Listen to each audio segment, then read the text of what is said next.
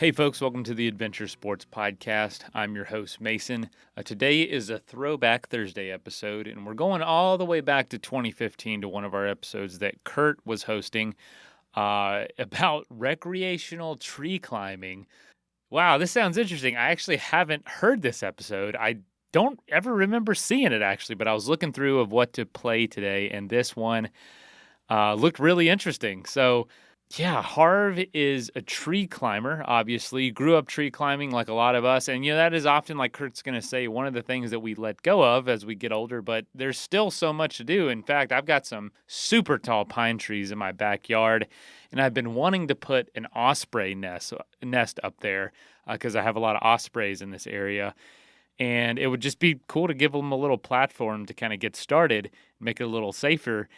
I need to get up in the tree. Got to climb the tree, of course, to do that. And so I might be listening to this one, get some tips, get some tricks in how to learn how to tree climb. So hopefully nothing crazy said. I haven't listened to it through before revisiting. It just sounds super interesting. So hope you enjoy it as much as I do. And let's go ahead and dive in or dive up. Go up the tree, right? Yeah.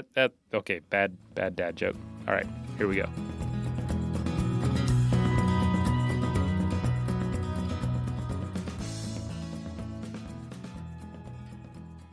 Hello and welcome to the Adventure Sports Podcast. This is your host, Kurt Linville.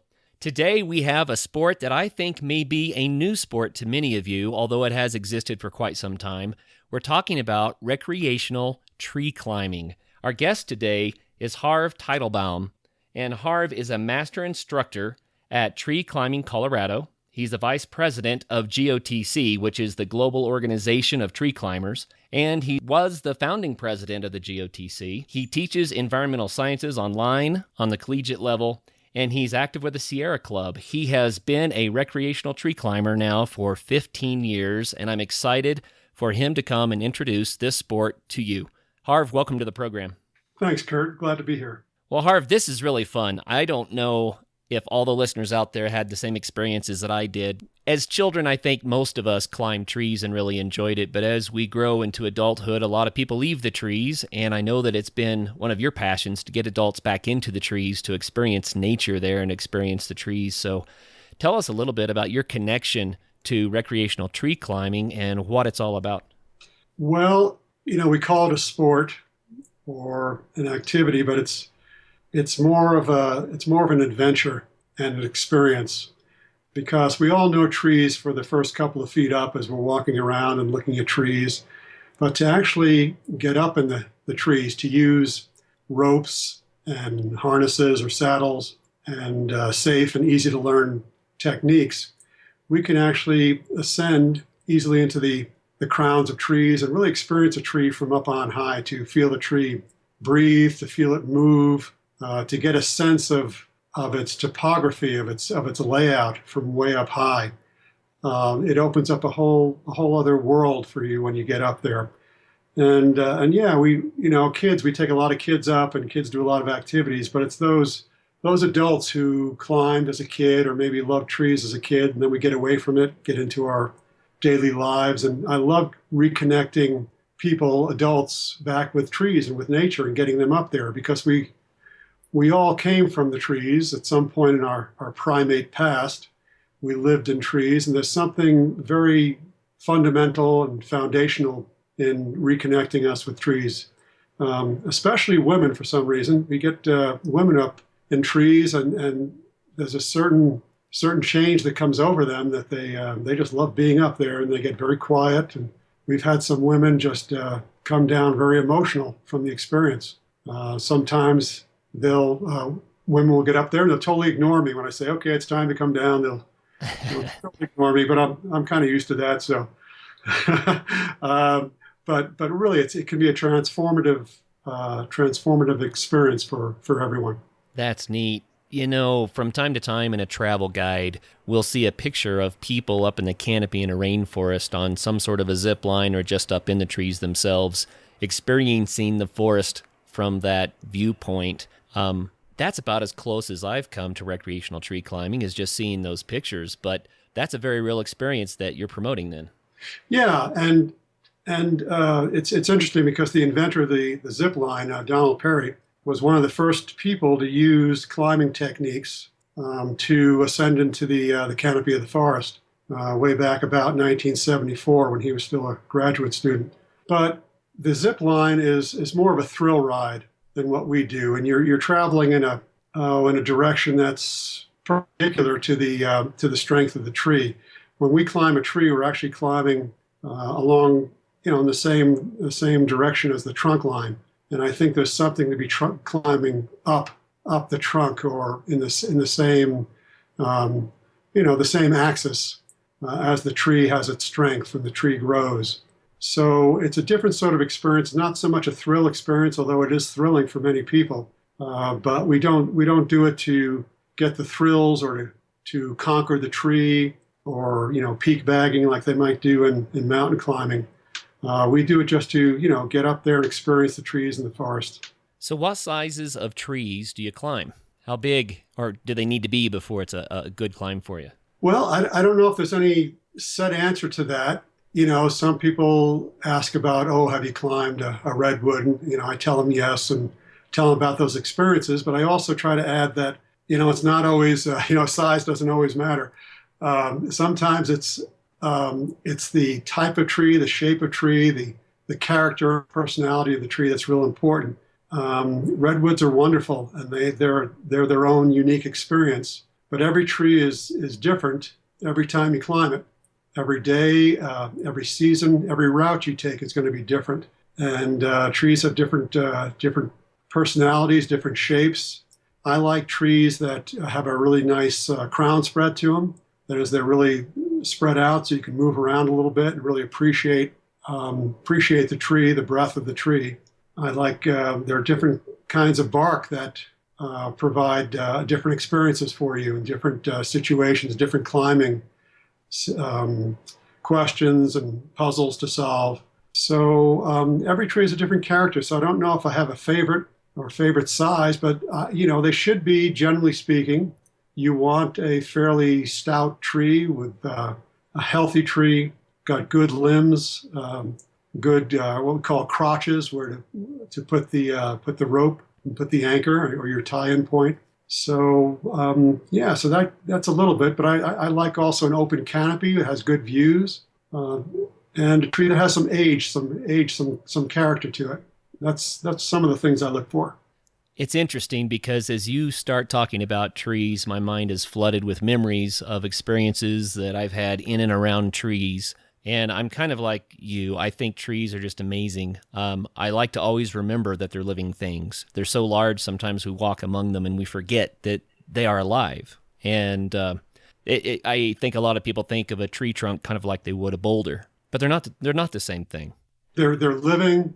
They're living. They have many people associate sort of ancient wisdom and ancient traditions to trees.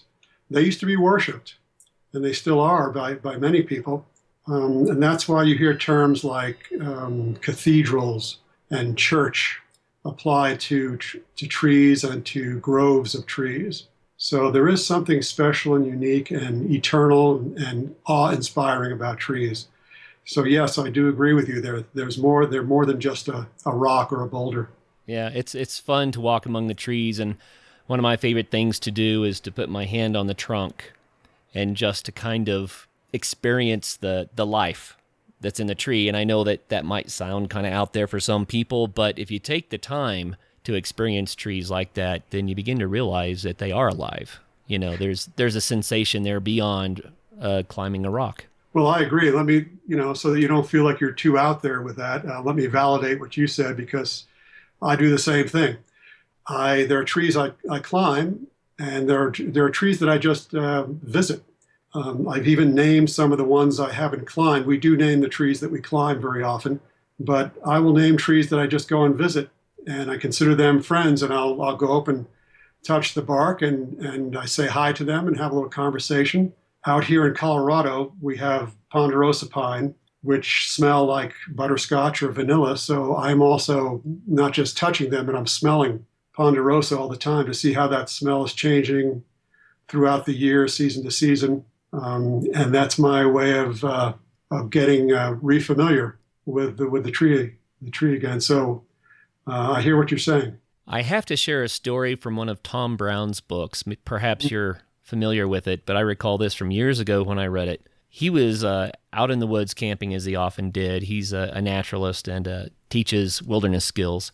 But this night, a big storm was coming through, and he was under a giant oak, and he felt compelled to climb up into the oak tree in the middle of this storm. And it was such a strong feeling that he finally gave in, and he climbed up into the tree and found a place where he could experience the storm from the top of the tree. And he describes how amazing it was to feel the tree fighting against the high winds and the rains and to see the lightning and all that. But kind of the punchline of the story is the oak tree dropped a massive limb right on his camp area where he would have been sleeping had he not been up in the tree. So by being in the tree, it saved his life. Wow. Neat story. Neat story.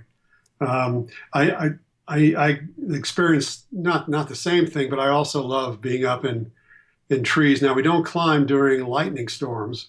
Of course, that's one of our basic rules, that lightning, you get out of the tree really quickly. But I've climbed several times in snowstorms. As a matter of fact, you might remember the blizzard we had in 2003 when we got, up here in Evergreen, we got about 3.5 feet of snow. October. It was just, I'm thinking about I think this one was in March. Oh, okay. That we had here. And I just figured that, I was that much more off the ground, 3.5 feet up higher to start with. So I crunched around out there, and it was great climbing. It's great climbing in the snow.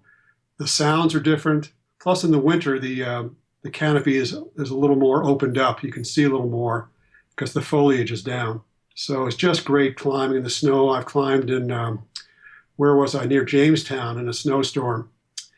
And I was about a mile or so away from anybody. And it was snowing, and it was just beautiful up there, just to get up in a tree and to experience, another season. I've been up in the snow when animals have come by. They don't think of looking around or looking up, but a deer and elk will come by and just walk right underneath the tree and not think anything of it. So you really get to experience nature a little bit when you're climbing in those kind of conditions, but not in lightning. We don't do that. No, I wouldn't recommend it. I recently went on a hike with two of my kids, and we got up to about 11,000 feet, I think, and we passed through an area, Harv, that I'd never seen anything like this before. There was a small area where it was kind of on a crest of a hill, but nearly every tree in that area had a stripe down the side from a lightning strike. Mm-hmm. And I'm talking 80% of the trees, every tree you looked at, there's another stripe. I don't know if there was some sort of ore in the ground that, attracted lightning or what, but I tell you what, in those areas, I wouldn't even pitch a tent. Yeah, well, the neat thing is that you have to think at the subalpine level like that they are, they've co-evolved a little bit with the weather conditions. So there must be some evolutionary adaptation they have to withstand a certain amount of that. But I've not climbed that high. I don't think. I've climbed pretty high.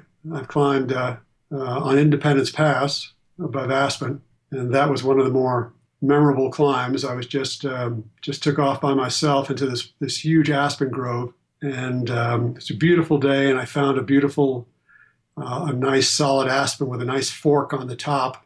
I could get my line over, and I just climbed up there and looked at the blue sky, and tree was just swaying in the breeze, nobody around, and just a lovely, lovely climb. So sometimes your climbs are not the highest trees or the most technical, but just getting up there sometimes is a memorable experience. Oh, you paint a beautiful picture there. So why would you encourage people to take up this sport? Well, I think it's a good complement to our technological lives. We get so hooked up to our electronics. And, as I say that, I realize that that's what we're doing right now with this podcast.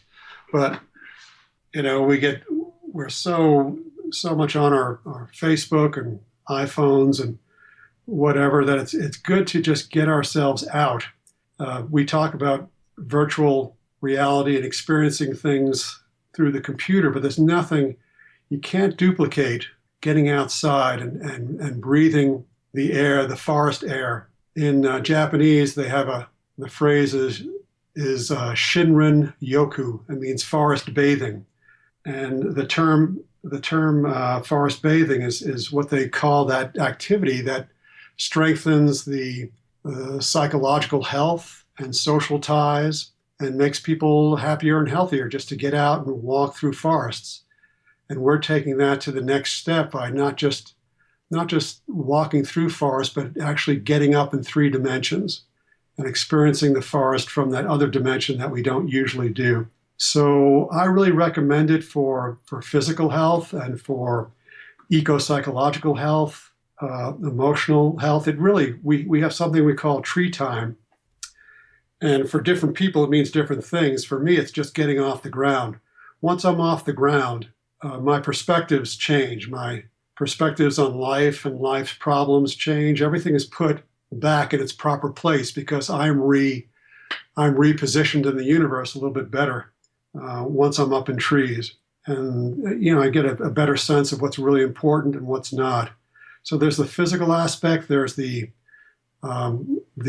experiential aspect, and there's just the knowing, the getting to know a tree from close up, which can't be duplicated. So that's some of the reasons. That's very inviting. I always encourage our listeners to try to experience nature in a richer, more complete way, and I think what you're describing certainly does that. One thing that might be a start for people is walk off into a nice wood somewhere, and instead of just walking through, lie down on your back and look up at the sky through the trees. And that alone is an amazing experience. But then consider trying to get up into the trees like Harv's describing. Yeah, Kurt, I think that's a great idea to get a sense of the forest. Once people start climbing, it's hard for them to not look up into trees and not think about what it would be like to get up in the tree. And it's, it can be a little dangerous when you're driving around, your head's looking up and you're staring up at the forest around you or the trees on the side of the road. But I do that all the time. I look at trees and say, oh, I wonder where I put my rope there. I wonder, oh, that looks like a great spot. I could go there, I could go there. So I think it also increases the constituency of people who care about trees and forests, who are going to maybe actively work to preserve and protect them. So I think that's a great thing. But yeah, get out in the forest, experience it. A lot of people forget how much we get from the trees. Our homes are made from the trees, but even the very air that we breathe is made by the trees. We really have a symbiotic relationship with them. They're very important for humanity. That's really true, Kurt. And the ecosystem, we call those ecosystem services or ecological capital that is provided by the trees. They not only help purify the air, but they help store carbon. They are one of the major storages of carbon on the planet. They also help control the weather, which is something we're appreciating more and more. People think of trees as maybe water consumers as a negative, but they also help fix water in their roots. And by doing so, and they cut down on erosion and the velocity of water that flows through an ecosystem. So by doing so, they actually help take some of that water, fix it, bring it up through their roots and through evapotranspiration. They help cycle that water back into the atmosphere and affect the weather, increase the actual precipitation in those areas. So they're very important for stabilizing weather, stabilizing soil, providing those products you talked about, forest products, food, medicine. There's so much we get from trees. They don't only stabilize the soil, they make soil. That's true. It's just fascinating to think about all that trees do in an ecosystem in the forest, but when we think of it globally, they definitely have a large-scale global impact. Let's take a quick message break and hear from the folks that help make this show possible.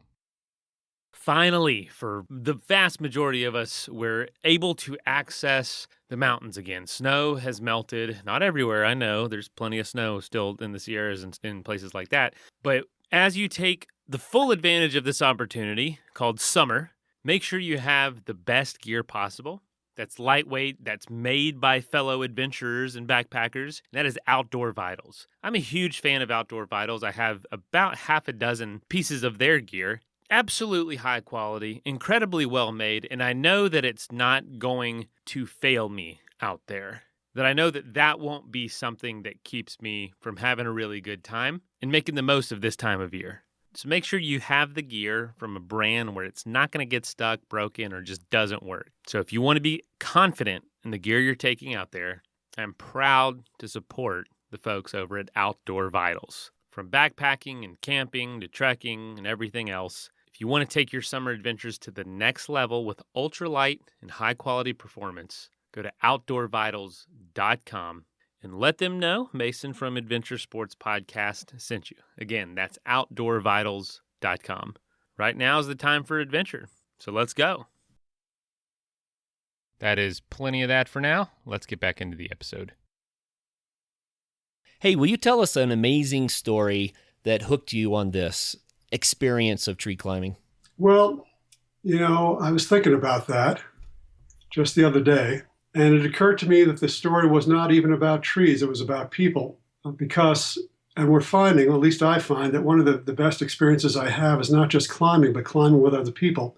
When I get up, when I want to have a conversation with people, it seems that when I'm up in the tree, the conversations are always easier, more positive. I don't know why that is, but there's something about being up in a tree that seems to facilitate and smooth over a lot of things. So the story I wanted to tell you was how I first got into tree climbing. I've been working for both the Colorado Division of Wildlife and a soil conservation district in Douglas County. And I saw this video on TV about tree climbing. And so I figured, wow, I really want to do that. It combines the physicality, the exercise and love of forests, two things I really want to get more involved with. So I called up two people down in Georgia, because Georgia is kind of where the sport took off. So I called up two people who are two of the founders of the modern recreational tree climbing, Abe Winters and Pete Jenkins. And I was surprised because both of them referred me to the other, or suggested they don't, totally refer me, but they suggested that I could call the other as a possible instructor. And, I was coming from, before my environmental work, I was in the business community, and I was coming from that mentality of business and profits and marketing and wanting business. And when they both recommended the other, said, you could check with this person too, is a good instructor. And I thought to myself, you mean you're not trying to keep me for yourself? And that was a new perspective for me. And that was my introduction to tree climbing. And it's kind of been a building upon that ever since. I have a business partner, Nicole, and she came to me as a climber, but she has been so generous with her time before she became my partner in this, that it was all part of that same thing of giving. There's something about being in the trees and spending your life in the trees and making your work around trees that changes you as a person. I don't know if it's made me a better person or not, but it has opened me up to some of these ideas of giving and generosity. I don't know if the trees are speaking to me directly, but the people certainly are. So that's the story I wanted to share. That is a really neat story. As you were telling that, I was just thinking about how hectic life can be and how busied people get. But when you get up into a tree, maybe it's because the tree is so old. Maybe the tree's 150 years old. Maybe it's because the rhythm of nature is a different meter than we get wrapped up in daily life. But it feels to me like it slows everything down. It does. And I think we all need that. I think we all need a change of pace, a change of perspective. One of my life's goal has been trying to develop patience. And I think a tree teaches you patience because it just has that long view. Plus in tree climbing, things never. This message is for all the guys out there. Guys, if you are struggling with ED, not getting the job done, HIMS is here to help. HIMS has a lot of personalized options when it comes to treating ED that are compounded with doctor-trusted ingredients. For hims.com/care, you can access a licensed medical provider and trusted treatments for ED 100% online. And if prescribed, HIMS will ship to you for free in discreet packaging. It's that simple. So if you're having a difficult time getting ready for those, how we say, other kinds of adventures, look no further for a doctor-trusted solution. Go to forhims.com/care. No copay, no awkward in-person appointments, no video visits, and no insurance required. So again, go to forhims.com/care, CARE, to get started. That's forhims.com/care. Go totally predictably. And you're forced to, and that's part of the joy and the fun of tree climbing, is that you're forced to to improvise a little bit and to be creative and to come up with solutions. And I love that. It's like a lesson every time, an education every time. So there's a lot that I have to be thankful for being introduced to trees. We always like to ask a question about a time that things didn't go right, and you just alluded to the fact that sometimes things don't go as expected. But I think that not only does it make a good story, but we often have an opportunity to share some knowledge that can help others through a story like that. So what about that? Have you had an experience tree climbing that was a little bit more frightful? Oh, lots. But, a couple that I won't share with you. But I will share one because I was young. I needed the money. No, it's nothing like that. I was just beginning. I had just gotten trained, took my basic tree climbing course, and so I was climbing. And I do most of my climbing here alone because there aren't a whole lot of people, or there weren't a whole lot of people trained then. We've trained a lot of people since, but so I was climbing somewhere, and one of the rules is that you don't climb above your anchor or your tie-in point because it's the rope that's keeping you safe. But I took a little chance. I wasn't. I don't know. I was just brand new, and I wasn't really convinced of all the safety rules then. So I climbed. I stood a little bit above my anchor on this small branch, and it broke. So I didn't fall very, very far. So this is not it wasn't a terrible risk, but it was, it was something that, it's not recommended doing. You shouldn't climb above your anchor. So the branch broke and I fell a couple of feet, just enough so that I realized the value of that safety rope.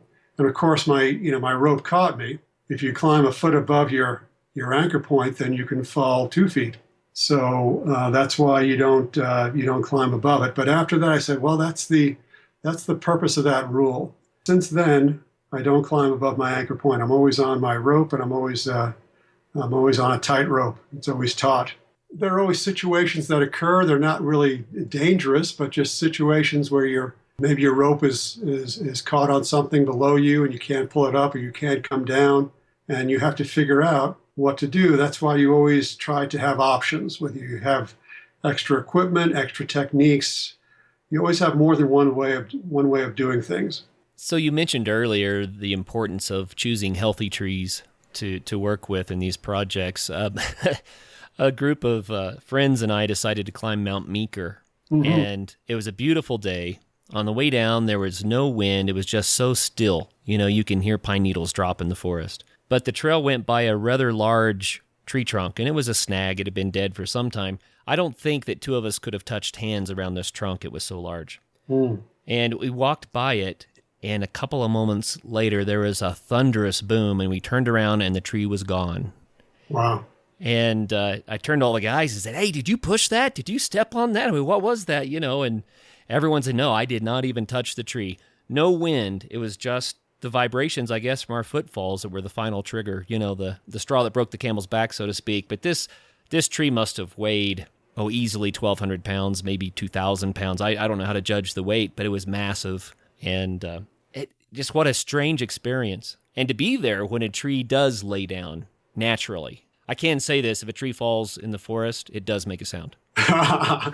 Right. Well, I'm glad it didn't hit anybody. Yeah, we were actually blessed. It fell away from us. It could have taken us all out. It was amazing. Well, yeah, and that does happen. It is natural. The trees do fall over, and then in so doing, if it's in a forest, they'll take out a few other trees with them, and they'll open up that little area of the forest. They'll open it up to light and space, and also provide nutrients for regrowth. And that's just the natural way it happens. But when we climb, we go through certain protocols for inspecting the tree.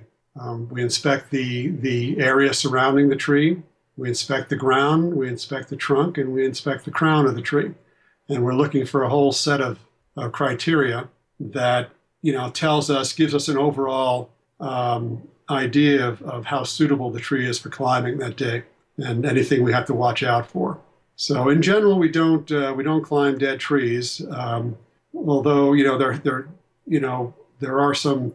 there's some interesting types of trees that climbers have climbed and kept records of. So you just have to know what you're doing, go through your protocols, and gain experience. It's kind of a juxtaposition for us to hear the way that you carefully experience the trees compared to what we all did as kids. Where it was just helter-skelter primates. Right. Well, the good thing is that most of the trees we climbed as kids were backyard trees or park trees. But if you go off in the wilderness or open space areas or parks, and you climb what we call as a wild tree, then you really got to be careful and inspect it pretty well, because you don't know what you're going to find. Sure, you bet. Yeah. So tell us, do you have any projects or promotions in the works right now that are related to the tree climbing? Yeah, well, the GOTC is involved in a couple of different projects. One of them is we're trying to do an outreach to venues all across the country, like parks and nature centers, arboretum. I don't know what the plural of that is.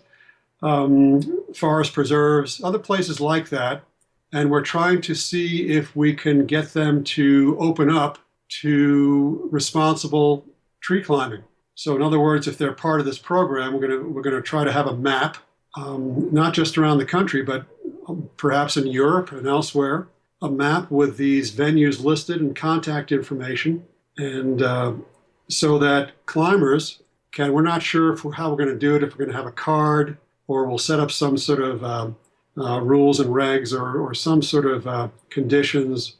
But we want to have a responsible program so that climbers can go around. Climbers who have been trained and have some kind of credentials can just go around and introduce themselves and be told, yes, you can climb on this property. So we're not sure how that's going to work yet or how it's going to look, but we're working on it. We have a couple of venues that have agreed to be open to recreational tree climbing under certain conditions. And we're really excited about that. We've put together a map of just climbers around the world, people who just want to be listed as recreational tree climbers for others to contact. Maybe when they're traveling or in town or something, they would look up one of these climbers and say, let's get together and go tree climbing. And the local person will know the trees. And all this is to build community and to spread the practice of tree climbing. So those are some of the things we're working on right now. Hey, that's pretty neat. I saw on your website there that you have also been promoting climbing at different places around the planet. Have you traveled for climbing much? I've traveled a little bit. And by the way, this is all on the website, gotreeclimbing.org. That's the GOTC's website, gotreeclimbing.org. If you click on climb, you'll be able to see some of these maps and contact information. There are people who do a lot of traveling. I haven't done a lot myself, but I have climbed in probably the most exotic place has been Sweden, because my son has Swedish in his background and has lived there, and his wife is Swedish. And so I visited their family in Sweden not far below the Arctic Circle, and it's been great. I climbed on what they call midsummer over there, which was incredible because the sun, it never really got dark. So you could climb, and you can climb and climb and climb, and it never got too dark. And I've climbed, I've climbed outside of Stockholm, and I've climbed in western Sweden, in Småland, and it was beautiful. I climbed a pine, a Scots pine, which they call tall in Sweden. And I took some of the family up.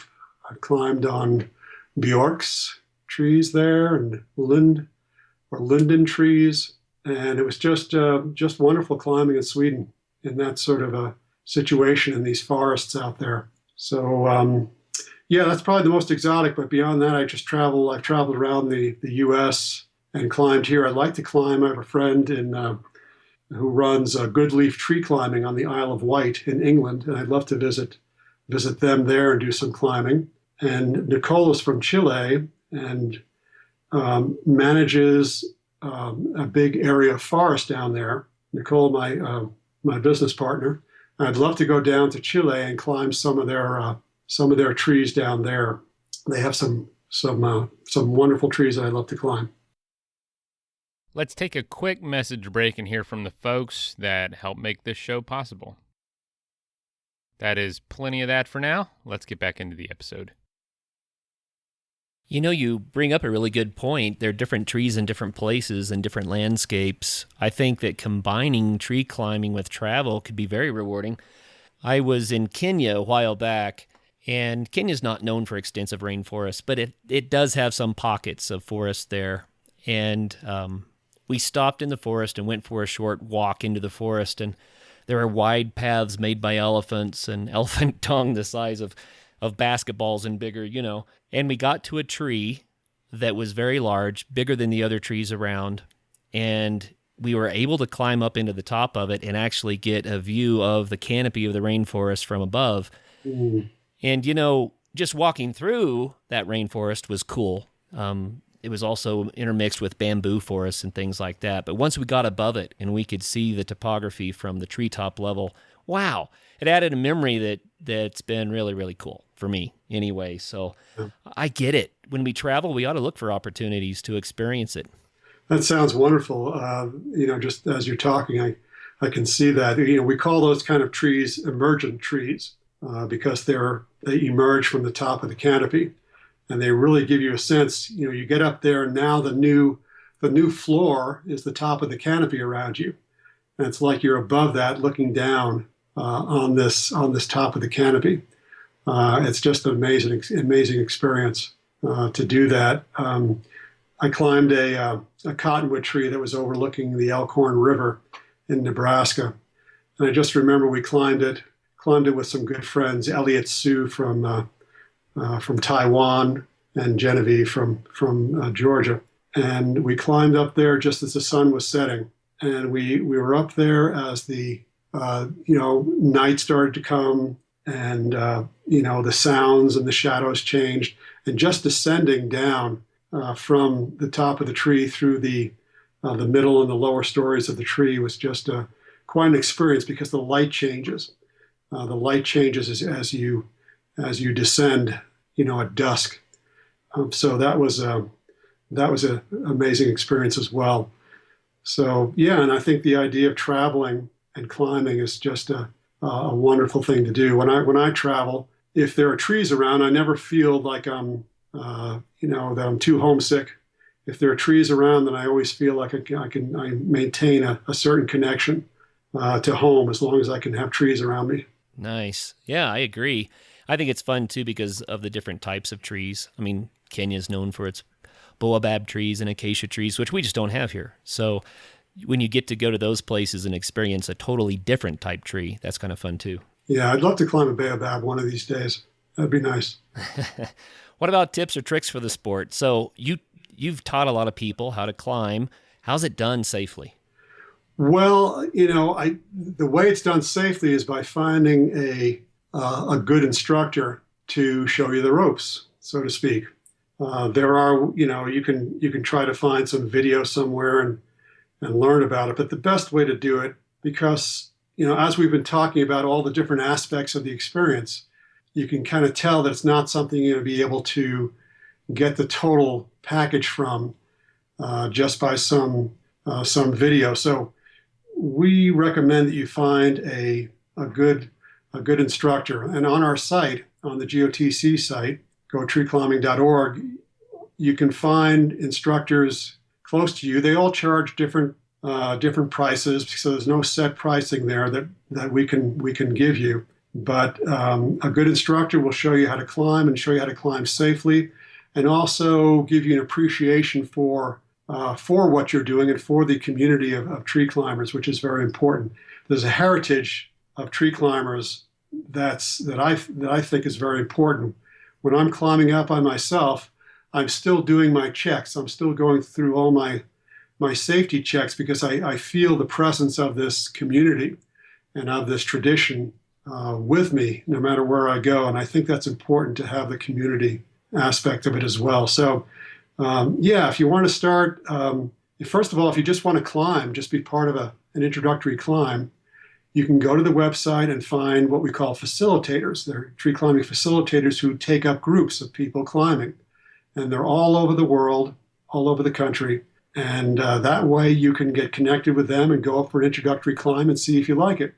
And then you find an instructor. It might be the same person because instructors also facilitate. But find an instructor and learn to climb. It's what we call the basic tree climbing course. It's the basic course. And it's usually about 2 days, 2 or 3 days, depending on your instructor, and shows you how to climb, how to set the ropes in the tree, how to inspect the tree, how to tie the knots, tells you all about the equipment, different climbing techniques, how to move around in the tree. It teaches you that and more. So that's a good way to start. And once you do, once you're trained and you have your equipment, you're set for a long time. And you're part of this worldwide community of climbers. And you're set. It's a great lifelong activity to be involved in. I want to relate something that might encourage people to actually get that instruction. When I was a very young man, I had taken up sport climbing on the rocks, of course, and one day we decided, hey, I wonder if we could climb this giant cottonwood. And so we threw a rope over a limb and managed to get up the tree. We weren't sure the best way to get down, so we tied into the rope and slid the rope over the branch as we lowered ourselves, which was probably a bad idea the way that we did it. The rope got so hot that it melted. Mm-hmm. And we had to destroy the rope, of course. We couldn't climb on it anymore.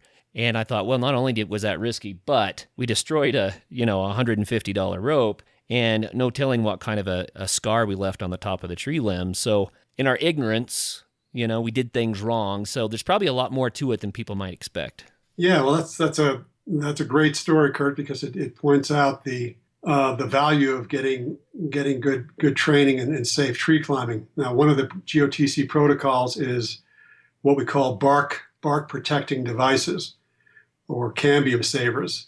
And generally what we use are these hoses, these little tubes that sit on the branch, and the rope is actually sliding through the hose or the tube and not on the branch directly. So that reduces the friction, the wear and tear on the rope, and also protects the bark and the cambium layer of the branch. So, and the ropes we use are special arborist ropes. So they're meant for climbing in trees. They're meant for all weather usage. So that's another thing too, is to learn the equipment, learn the techniques. But yes, it's more than just kind of throwing a rope up there and trying to work your way up into a tree, which is what we all did as kids. But this is something now that we can do and be a little safer at it. Yeah, that's neat. So there's a lot more to it than people might think. But what a neat activity. What a great way to experience nature and just to be out there and be active. I love the sound of this. Yeah, well, Kurt, I hope you'll join us one of these times and go up for a climb. Yeah, we'll have to do that for sure. Let's put it on the calendar. Okay. So pretend you have some rich uncle that just said, I'm giving you an all expense paid adventure for a month. Anywhere you want to go, anything you want to do. What is that for you? Well, what I would do, first of all, if a rich uncle was going to pay for a month of traveling for me, I would say I would probably take part of the money and use it to help a couple of friends come with me rather than just taking it all myself and traveling by myself and climbing. Because as I say, part of the experience is doing this with friends. So yeah, I would take that month off and also take some of that subsidy and use it to help a couple of friends come with me. And I think of all the places, I think I would really like to go down to Chile, because Chile has some of the most unique and largest trees of the southern hemisphere. Um, the Araucaria, which I think is the monkey puzzle tree. Um, there's another beautiful old tree whose name I can't remember at the moment. But I would love to go down to this forest preserve they have there and just climb a whole other hemisphere's special trees would be really lovely. Now, I've also been to New Zealand. I've been to South Island in New Zealand. So some of the trees in New Zealand I would love to climb. But some of them, like the kauri tree, are special sacred trees. So, we'd have to be careful there, but going to someplace like going back to New Zealand would be wonderful. Another possibility, if I had that much time, would be just to kind of, depending on how much money my uncle was giving me, get a chartered plane and just go around the United States, just go around the country and visit friends and trees all around the country. Would be another thing that I might consider doing. Very good ideas. Lots of fun. I think our listeners are probably thinking, you know what, I could get into some of that. So if they wanted to get more information, what are the best ways to get in touch with you? You've already mentioned the gotreeclimbing.org. Mm-hmm. Is that the best way to get in touch with you and learn more about the sport? Well, I'm assuming that your listeners are worldwide and not just here in Colorado. So for people who are not in Colorado, I would say that the best thing to do is to go to the gotreeclimbing.org website, which is the GOTC. And the GOTC is a 501c3 nonprofit. So it doesn't make any money when you see, a facilitator or instructor somewhere around the world. We just try to promote safe tree climbing and get people involved in the sport. So go to the GOTC website, gotreeclimbing.org, and look on the climb menu item, and there'll be a map for facilitators and instructors around the world. There'll also be lots of information as to what our protocols are, our safety guidelines for safe group climbing, and for instructing curriculum. So that's a great place to start to learn about tree climbing. You can see pictures and videos, and you can also, there's an email address there if you have any questions. If you're in Colorado, then by all means, look at the treeclimbingcolorado.com website. You can even abbreviate the Colorado, just go to treeclimbingco.com, and you'll find lots of information there. You'll find a calendar of our climbing events. We're kind of rationing it down for the winter here, especially we got a little snow last night, as you know. So we're kind of putting it to sleep for the winter here, but during the spring, the summer, and the early fall, we do lots of climbs, lots of trainings, and we'd love to have you join us. We'd love to have anybody join us or email us and ask us questions. We will do whatever we can to help you start climbing. Are there ways that people can help your organization? Well, on the website, there's the opportunity to become a member of the GOTC. And we ask you to fill out a questionnaire just about your climbing ability. And I think it asks for a $35 donation to become a lifetime member. And it's great because you help support the GOTC and the work we're doing. There's also a little store there on the website where you can buy some books and equipment. There's a great book out now called Hanging Out with Shady Characters by David Winters. An old one of our original tree climbing founders, and it has lots of stories in it. We've been sharing some stories here, but that book has lots of stories in it as well. So you can find all that information on the website and consider becoming a member. Very cool. Well, Harv, thank you very much for introducing us to the sport of recreational tree climbing. I think there aren't that many people that know what this is, and I think it's worth knowing because it just sounds really delightful, like a lot of fun, and can open up a lot of experiences that we would miss otherwise. So thanks for helping us get our feet off the ground. Well, you're very welcome. Thanks for having me today. Oh, you bet. And for all of our listeners out there, until the next show, get out there and have some fun.